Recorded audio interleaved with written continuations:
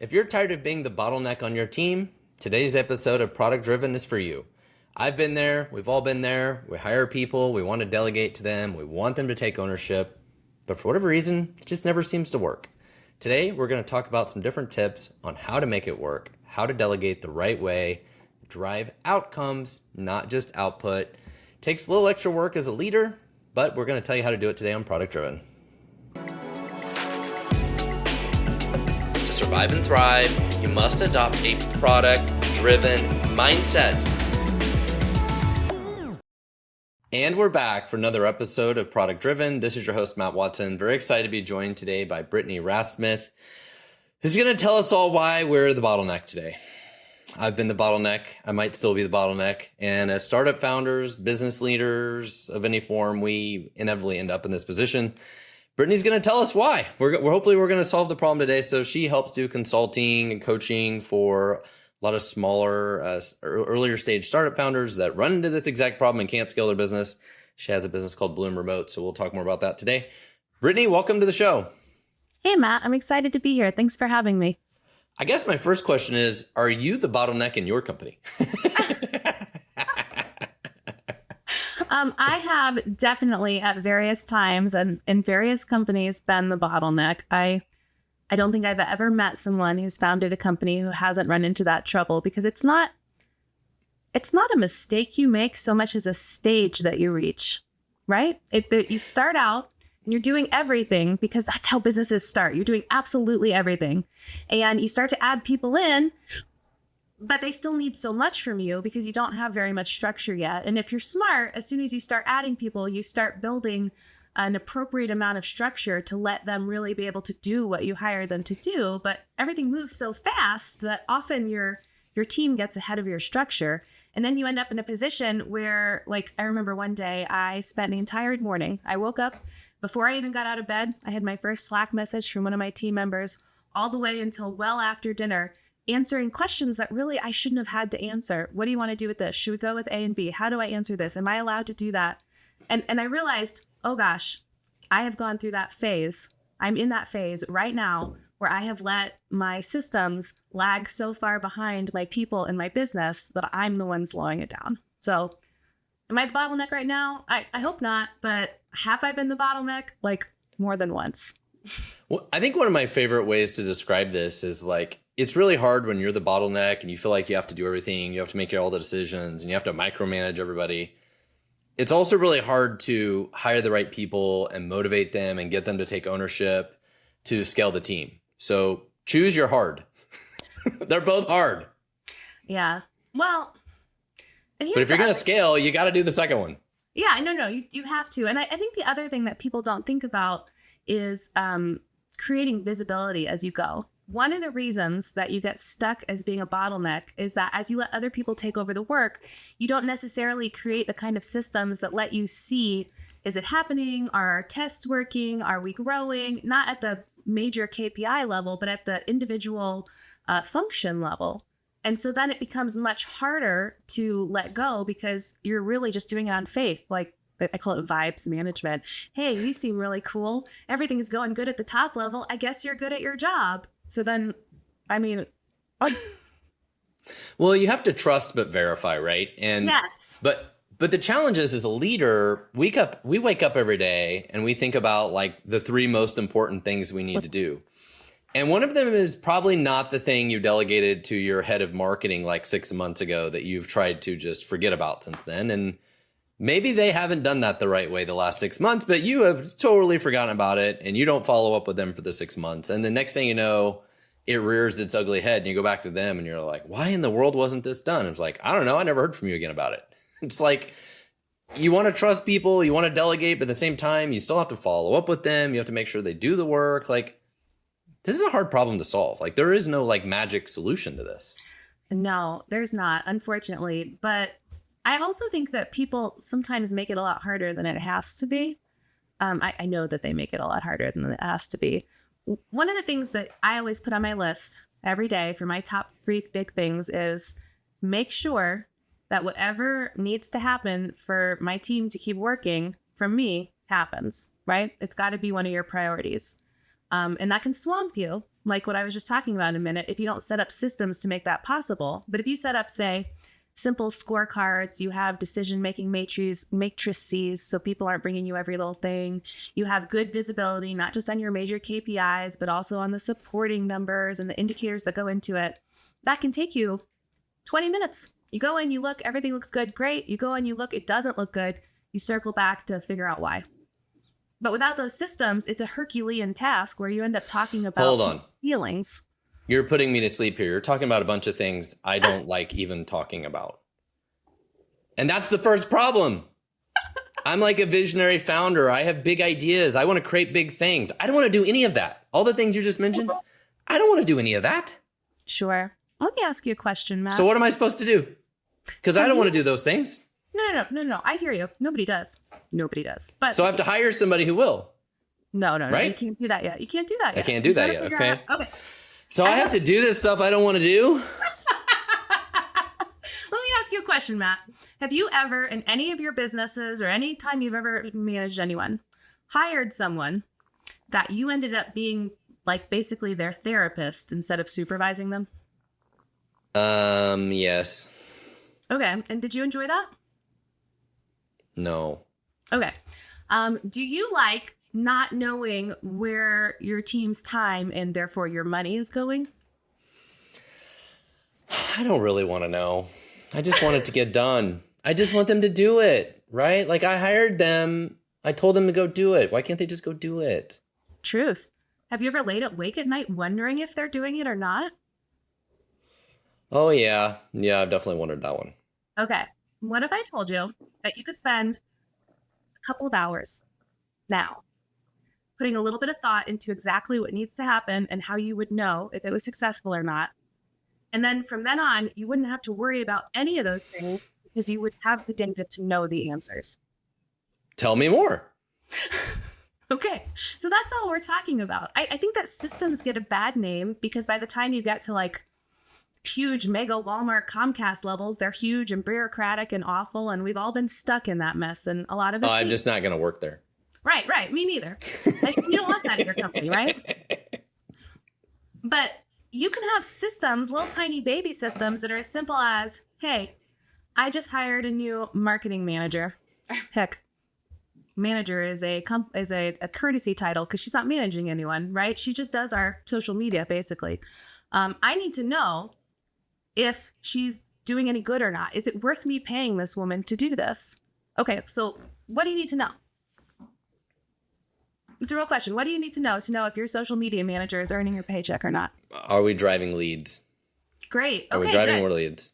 Good. A lot of people get stuck on vanity metrics. They're like, how many impressions are we getting? Are we going viral? Nah, that's all bullshit. We know that. That's trash. So what you want to know is how many leads are we getting out of these marketing efforts? Yeah. Okay. So then And you nobody figure out how knows. to track that. Nobody knows. No, well, you should know, right? Because otherwise you're just throwing money down a hole and hoping. So then you say, okay, I'm going to pull some data from blah, blah, blah. It depends on the exact systems you use, but we're going to have her pull a little data at the end of her day so that we can track that. And we're actually going to do it as much as possible by post so that we can start to understand, is the newsletter doing it? Is it the blogs? Is it Twitter? Is it LinkedIn? Is it Facebook? Whatever. So then over time, you're doing two things. One, you're starting to understand what works so that you can double down on it, 80-20 it, really make sure that you're getting the best bang for your effort. And you're creating the conditions that let that woman that's running your social media start to own it. You can start to say things. And they know what they're being measured by. Yes. Right? Like, she knows yeah. what she's being measured on. She knows what winning looks like. You know what winning looks like. She can start running tests. She can start saying, it seems like this did better than this on this platform. So now I'm going to run this A/B over blah, blah, blah, so that I can see if it works or not. And suddenly she's coming to you with better numbers and ideas for better numbers, or maybe just telling you after she's done it. And you don't even have to be involved anymore unless she gets stuck. Doesn't that sound better? Yeah. And, you know, I think there's a lot of great ways to create these sort of goals, you know, sort of OKRs or different frameworks for these things, right? And I think they're really helpful and important, but it feels like so many of them are not quantifiable metrics. You know, they're more qualitative things where it's like, let's get better at onboarding new employees. Well, what does that mean? I don't know how we measure that. Like, just some of the things are just so fluffy. Even with the marketing stuff, it's almost impossible to know what marketing works and what doesn't work when you like. There's not enough scientific data for a lot of it for us, at least for my company. We don't get hundreds of leads a month, so there's not like real good science to back up a lot of it. It's hard. So. Well, not to put you on the spot, but do you want to talk one through? Because there almost always is a way that you can measure it. We don't have to right now, but I get it. I get it. Well, and I think, but like, let's go, like going back to why we're the bottleneck, right? Like, I think having various managers, or even if they're not managers, they're like your social media person or whatever it is, one salesperson that you're trying to help hold accountable. I think having goals that are aligned and the right kind of goals, they're not just like BS vanity goals, is really important. But that first means you've got to delegate and trust those people, right? Like you've got to give them ownership of the work. And is that the first struggle that a lot of the people have that you work with, is them just delegating it and trusting them to go do it? So I think there's a big difference between work that you've never tried before and work that you were doing previously that you're handing over to an expert, right? Yeah. So I bet, I'm just going to take a stab in the dark and say that in this hypothetical scenario, the founder or someone else very close to the founder was doing social media marketing before they hired this person, right? Yeah. It's not like it came out of nowhere. And so the first thing that you're doing is you're really trying to understand how you're accomplishing what you're accomplishing. I call it founder magic, because so many big visionary founders have this beautiful, intuitive feel for how their solution, their product, their service, their customers all fits together, and they can go out and through charm and intuition and brute force sometimes make it happen. The right amount of luck. Oh man, and it's beautiful. And it's like, look at that guy out there, like making it rain with nobody. How is he even doing this? And then he gets some success. It works for a little bit, and he starts to hire people, and then the results get worse. Yeah. Demonstrably worse. And you're like, but these are experts. This is a real sales guy. This is a real marketing lady. This is a real whatever. It doesn't matter what it is. And the problem is that they have all of this intuitive knowledge locked away in their head and all these whys, right? Why did I call this person? Why did I talk to them this way? Why did I send them this but not that? Why did I push this question? Why did I offer them a discount? Whatever it is. And so when somebody is creating a new role for someone, which by the way should start before you hire them. Don't bring someone in and then dump your chaos on them and hope, because 9 times out of 10, they're just going to leave or you're going to fire them. It's so unfair to everyone, including yourself. Setting them up for failure. Setting them up for failure. So, okay, before you do that, you take a minute and you say, where am I at now? What am I really trying to accomplish? And by the way, the reason so many people stumble on scorecards and measurements is because they're measuring the wrong things entirely. And people will focus on what you measure. And so if you get the wrong things on that card, you're actually doing yourself a disservice. You might have been better off with nothing, because they're going to do the wrong things. And you might introduce perverse incentives where they are actually incentivized to work against the company's interest. But so you sit down, you figure out, what am I having them accomplish? And how do I do it now? And whatever method you want to use, there's a bunch of ways to do it. You need to ask yourself, why that color? Yeah. Why this post? Why this platform? Why this person? And you document it. And then at that point, you have all this raw data to turn into a system that answers the question, how am I turning LinkedIn into leads? How am I turning sales calls into closed deals? How am I improving this product in a way that attracts more customers? Whatever it is you're doing. And once you have that, then you have the beginnings of a job you can give to someone else and really let them own and improve it. Well, so I write about this in my book in Product Driven from the software engineering perspective, from a leadership perspective. And the way I describe it there is exactly that. It's like you have to explain your thinking, right? Like your team is never going to understand why they're doing whatever they need to do if they don't understand like why you made this decision, right? So it's like thinking out loud so the team can understand what you're thinking so that they know how to carry it out. But I think it's also explaining the trade-offs. It's like, well, I did this over this for this reason. That way they're not like, well, for social media example, like, well, why are you on LinkedIn, but you're not on X or whatever? It's like, well, because we get better results and blah, blah, blah, blah.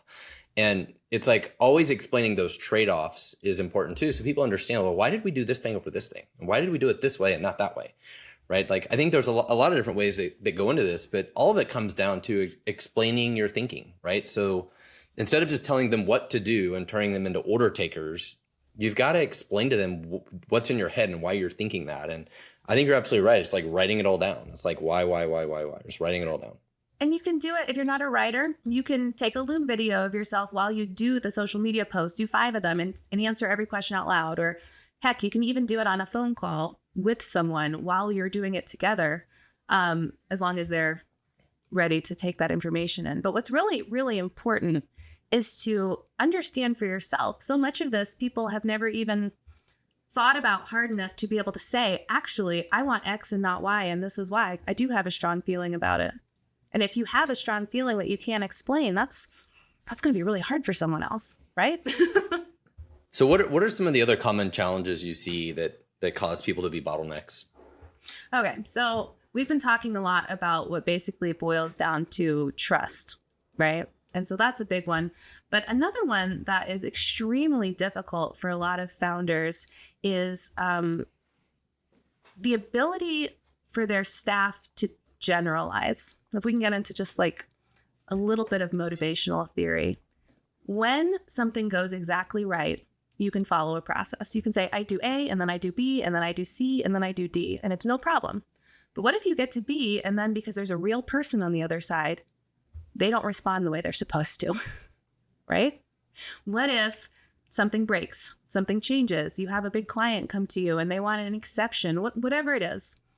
Everything is not going to go according to plan if you work with people. That's one of the laws of the universe, I think. And part of being able to deal with that is about having those whys, like we just talked about, that help you tremendously.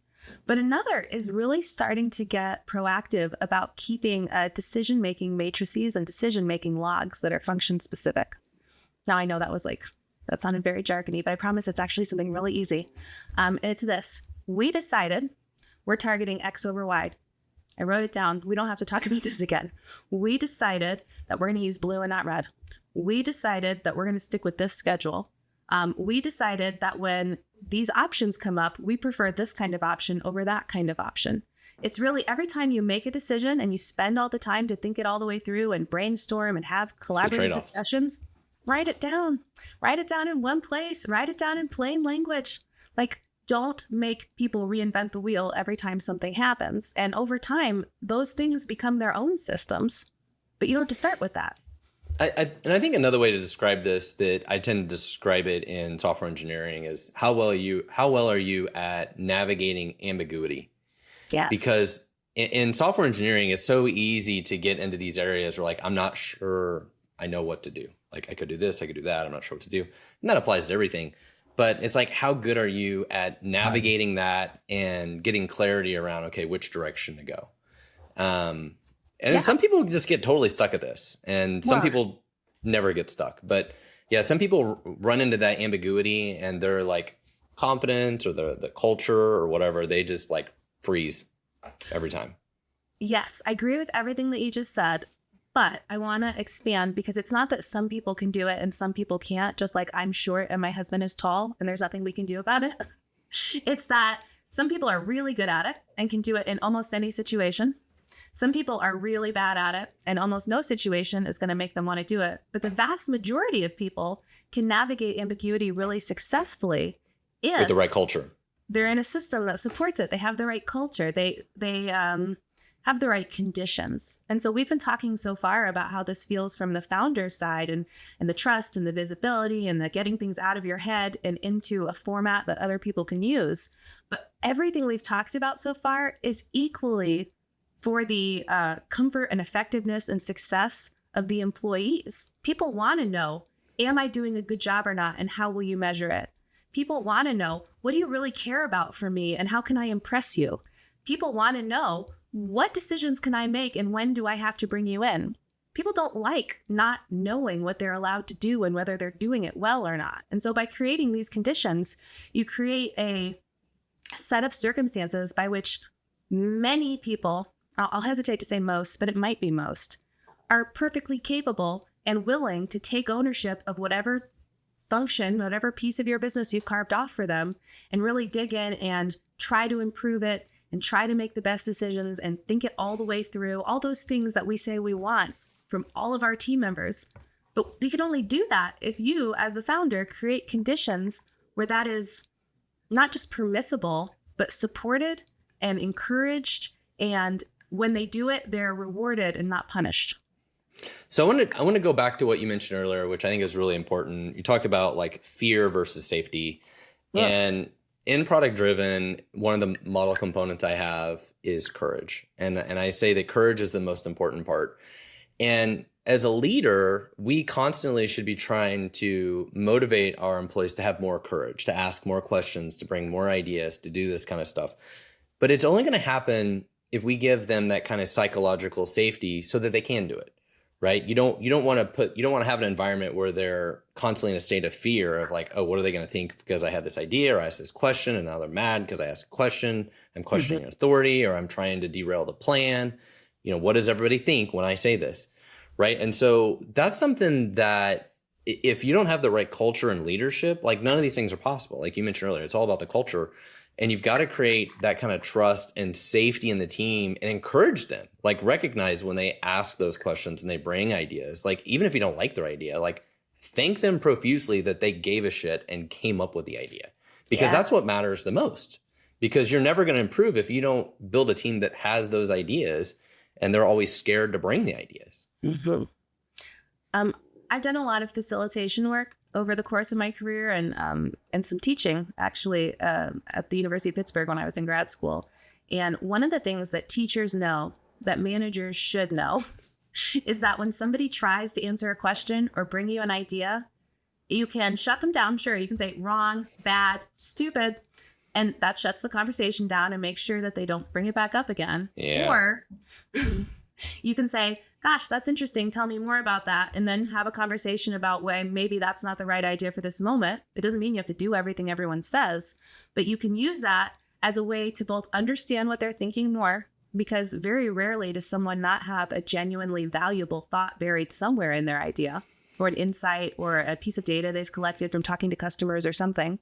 And two, you create that trust that when they come to you and have an idea, no matter what it is, you're going to take it seriously and that you're going to value them more for speaking up. There's nothing that is more deadly than everyone sitting around silently and agreeing, rubber stamping whatever. Yeah, that's one of the things I talk about too in regards to meetings, like virtual meetings like this. Like if I'm telling one of my employees what they need to do or we're discussing all that, if they don't have any questions, I'm terrified. And if I can't like look them in the eyes on one of these calls and like see like, do they understand what I'm telling them or do they look totally confused right now? I'm terrified, right? Like I need to know that you understand what I'm telling you. And if you don't ask a single question, I'm scared. It's a red flag for me. Like there should be some kind of questions. Totally. So one of the things that I like to do when that happens is we get to the end. I say, okay, do you get that? Do you have any questions? And they say, oh, no, I got it. And I say, great. Give it back to me. Yeah. Yeah. Can you repeat it back? Because the only thing I want is to hear out loud what they took from what I just said and how they're thinking about it so that I can either know that they got it and be excited, or I can say, oh, okay, we missed each other right here. Let's refine that. But either way, it's not angry. It's not confrontational. It's never punitive. It's just about creating real clarity so that everyone knows what they're doing. I think that a lot of business problems boil down to a lack of clarity and transparency. Yep. I think one of the biggest challenges that we have is, I don't know what the percentage is, but I'm just going to throw out there 90% of all managers and leaders have no training in management or leadership. I'm just going to throw the number out there because I didn't go to school for any of that. But all of a sudden I started my own company. I started hiring people and now I'm a founder of a company. And today I have 300 employees. I'm leading a company with 300 employees. Did I go to school for that? Nope. Did I figure it out as I go? Yep. And the people that did go to school for it, they really don't know what they're doing because they have no practical hands-on knowledge. Like I had somebody on the podcast that had an MBA from Harvard. And he's like, I learned more in the first year of running my own startup than I did at Harvard. Like, it was a waste of time. It was like, so many things in life you learn from hands-on experience. And I think management and leadership is definitely one of those.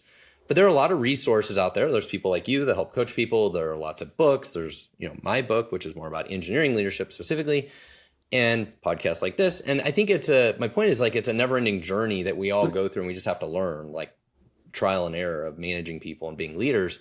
But we all learn it on the job, and a lot of us aren't very good at it, or a lot of us get promoted to do it, or we start a company and all of a sudden, like, I lead people. I didn't want to lead people. I just wanted to start a business, right? Like, we're not all built for this. I hear you. Are you familiar with the Peter Principle? Yeah, you get promoted to the level, you should probably be fired. Yeah. So at the top of our careers, we're all doing our worst jobs. And I think there's a lot of truth to that. But I also think that part of the problem is that we get so bogged down in so many competing philosophies and academic approaches and gimmicky things people sell you on the internet. And everyone thinks, okay, so my choices are do everything, do all the latest cutting edge research, become a master manager that has a do all the things, operating system and does all the things, or nothing, just let it happen. Which is where businesses go to die. Actually, both places is where businesses go to die sometimes. Instead, I really encourage founders to think about, okay, what are my goals? My business goals. What am I trying to do here? What needs to happen to achieve those goals? And how will I know if we're achieving those or not? And that's how much system you need. And when your business is huge and you've got a ton of different departments and products and functions and whatever, that by itself can become pretty complicated. But if you're doing 1, 2, 3 core things, you have a small team, your functions are pretty limited to supporting those things, and you stay really tightly focused on what do I need to do? What has to happen to get that done? What do I need to accomplish? How do I get there? And how do I know if we're on track or not? The systems are pretty easy, and you just build them as you need them. And I am still changing them and building them myself here at Full Scale. I meet with my leadership team every week, and if we don't do these things the right way, things kind of slide. We forget about things, we overlook things. It's like we have to work really hard. It's like, hey, every week, let's look at those sort of OKRs and goals, strategic priorities, whatever. Like the challenge, especially when you're real small, is working in the business versus working on the business, right? Like, I'm being very tactical and trying to do stuff versus stepping back and thinking very strategically to think about, like, should I even be doing that thing? Yes. And it's really difficult for that context switching. And it's really difficult when you're a small company, when you're like, the safest thing actually feels to just like be productive. Like, I feel like I'm doing this work and I feel really good and it feels productive, but it's so much harder to stop and like think real deeply about, are we doing the right things? Like, that's so much harder to do. Right. And I think that everything you just said, I totally agree with, but it's really important to remember that there is a difference between productivity and busyness. Right? Absolutely. Yep. So if you don't know that what you're doing is going where you need to go, you're not being productive. You're being busy, which feels really good in the short term and is going to empty. Feeds our dopamine. Yep. Feeds our dopamine. One of the things that I see the most actually with teams that are having trouble producing is that they have adopted a culture of busyness because there's not a lot of clarity on what needs to happen and whether it's happening or not. But the people on the team are good people who want to be there and care about what's happening, and they want to work hard. And so they do. And so if you don't point their work at the thing that's going to move the needle for the business, they start spending hours rearranging Excel sheets or sending out emails to no purpose, or coming up with new ways to write out a process no one does anymore, because what they want to do is feel like they are putting in the hours they told you they would and earning their paycheck. And so for a lot of really nice reasons, they're wasting all the time that you need them to spend on things that are important because you didn't point them. Yeah, and you mentioned earlier, right? It's the vanity metrics. It's not the leads. And, like even at my company, we can be guilty of like, okay, how much website traffic are we getting from SEO and stuff like that? But we're not focusing enough on like, how many leads did we get? And like, let's stay laser focused on leads. We don't care about anything else. Forget all the other metrics, right? Like, if you don't focus on the real outcomes, you're just focusing on output related things. It's real easy for it to be busy work instead of being productive work. But if you focus on the right outcomes and then you build down from there. So it's okay, if these are the outcomes, then what are the inputs? And what do we Or need the to know if supporting- inputs are good or not? And then how do we evaluate that? Then when anything starts to stop working, which could be because the algorithm changes on one of your channels. It could be because a new competitor came into the market and they're taking some of your market share. It could be because one of your employees has basically stopped working. There's all kinds of reasons that something changes that makes what was working not work anymore. And if you're collecting the right targeted data, both of the outcomes and the inputs that go into it, you can pinpoint why, you can solve whatever the problem is, which, by the way, the algorithm changing and your social media manager getting busy and only putting in 10 hours a week are completely different problems that require completely different solutions. But they might look exactly the same in terms of her major KPIs, right? They might look exactly the same. So collecting data, having visibility on what's happening with your business isn't just about peace of mind and trust and ownership and everything we're talking about. It's really about the ability to stay competitive in, I'm going to say it like such a long string of jargon words. I hate myself already. In the modern economy with the evolving like, it's just things change all the time. Everything changes all the time. Everything's different. We can do things today we couldn't do a year ago because of the technology changes. And if you don't understand why your business works or it doesn't, you're going to get left behind. Well, I really appreciate having you on the show today. We've all struggled as managers and leaders because a lot of us we're learning it as we go, right? And we need people like you that we can help learn from. Tell us how can people engage with you? You create some great content. Can you tell us more about your content and what you do? Oh, thanks.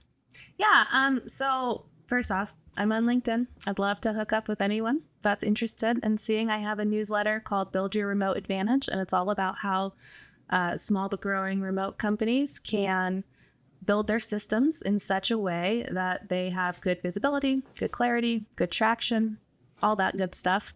And I write a lot about how founders find themselves in this bottleneck position and how to get out of that position so they could do things like, I don't know, take a vacation without their whole company grinding to a halt.